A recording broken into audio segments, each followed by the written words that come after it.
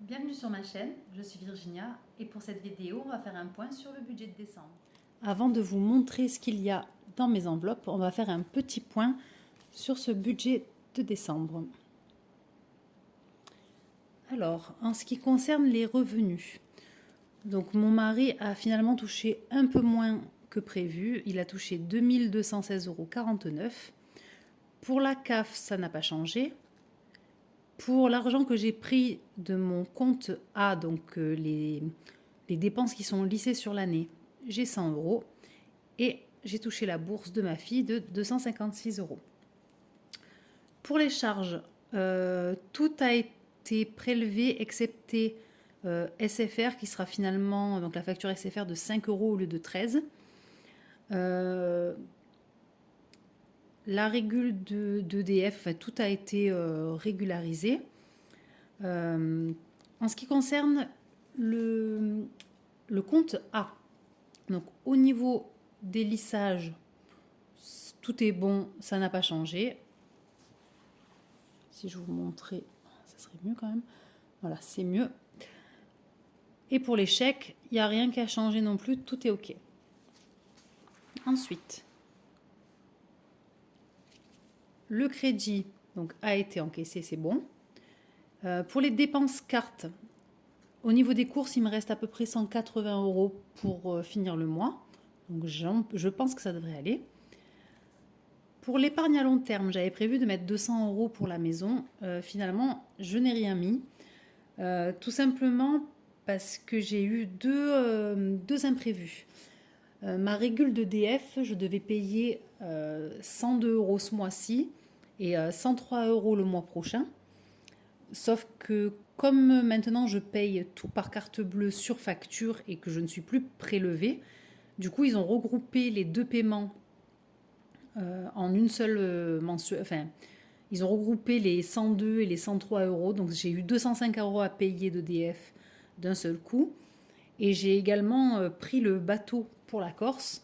Donc j'ai payé en 4 fois parce que j'avais pas le budget pour payer 426 € en une seule fois. Donc là, ça m'a fait 106,50 €. Je ne l'ai pas marqué dans mon budget. Mais en tout cas, c'est passé. Mais du coup, je n'ai rien pu mettre de côté pour la maison. Donc concernant les espèces, tout a été retiré. On va voir ça ensemble. Et pour la cantine de ma fille, ça se termine ce soir. Donc tout a été... elle a reçu son argent. Tout va bien de ce côté-là. Donc pour mes enveloppes.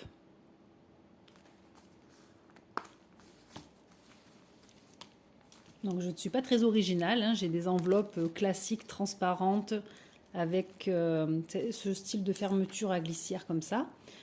Je me suis créé des petites fiches comme ça, j'espère que vous voyez bien quand même. Je pense que je les réimprimerai plus foncées pour que ce soit encore plus visible. Donc là, c'est l'argent qui me reste pour le transport, c'est-à-dire l'essence, les péages, les parkings. Il me reste 70 €.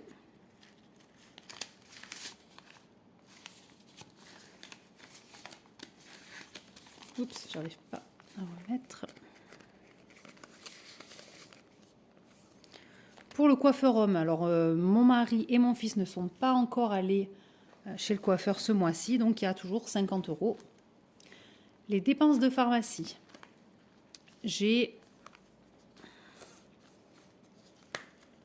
donc 60 € ici. Et on voit là, il y a une pièce de 1 €, 61,70 €. Là, on vient de terminer les dépenses du mois et on va s'attaquer aux dépenses lissées, mais que je vais payer en espèces. Alors, je ne sais pas encore si je le mettrai sur un compte une fois que les épargnes auront grossi, parce que ça ne me plaît pas trop d'avoir de l'espèce à la maison. Mais pour être tout à fait honnête, ma confiance en les banques est un peu limitée. Donc j'ai envie d'avoir quand même un peu d'espèces. Donc bon, peut-être que je séparerai, je changerai peut-être de carnet pour mettre cette partie-là. En tout cas, pour le multisport, ça concerne les stages que fait mon fils pendant les vacances scolaires. Donc j'ai 60 €.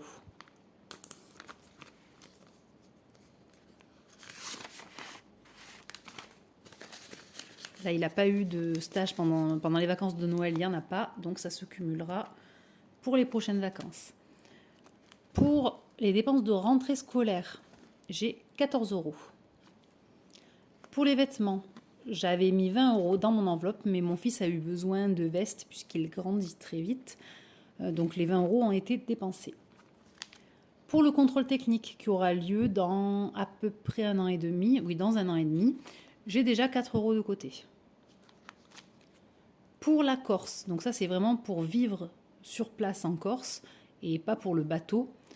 Là j'ai 25 €.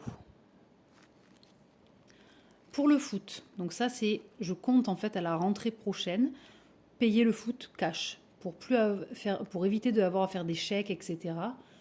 Je paye cash, donc là il y a déjà 40 €, si je dis pas de bêtises. Oui, il y a 40 € de côté. Coiffeur femme, donc je pense que je vais peut-être y retourner avant l'été prochain. Il y a déjà 10 €. Je devrais arriver à 50 € d'ici le mois de mai ou de juin, ça devrait être bon. Les dépenses pour la voiture, donc tout ce qui est réparation,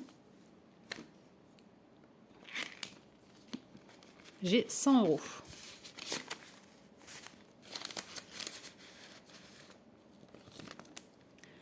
Les loisirs famille, là j'ai 60 €. On ne les a pas encore dépensés, mais je sais que on va aller au cinéma pendant les vacances, donc ça va partir.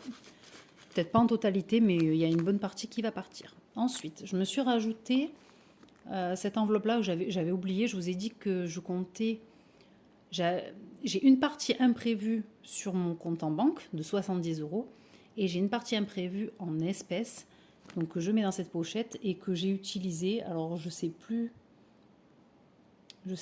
pourquoi je l'ai utilisé, mais on a eu un imprévu, donc je l'ai pris directement en espèces. J'ai pas touché à ce qu'il y a sur mon compte. Et là, il faut que je refasse la fiche sur le même modèle que ceci. Ensuite, mon fonds d'urgence. Alors ça, c'est une partie fonds d'urgence en espèces, mais qu'il faut que je bascule il faut absolument que je le bascule sur mon compte A. Donc là, j'ai 160 €.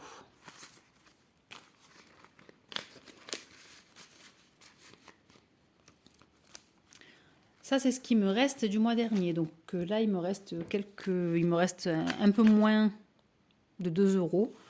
Je ne sais pas trop ce que je vais faire de ce reste. Est-ce que je le remets dans le compte? Est-ce que je le garde en cas d'imprévu plus? Je ne sais pas encore. Donc pour l'instant, c'est très bien. Ça me sert à faire de la monnaie si j'en ai besoin. Et là, il faut que je me refasse une fiche transfert. Je ne sais pas si vous voyez. Voilà, transfert.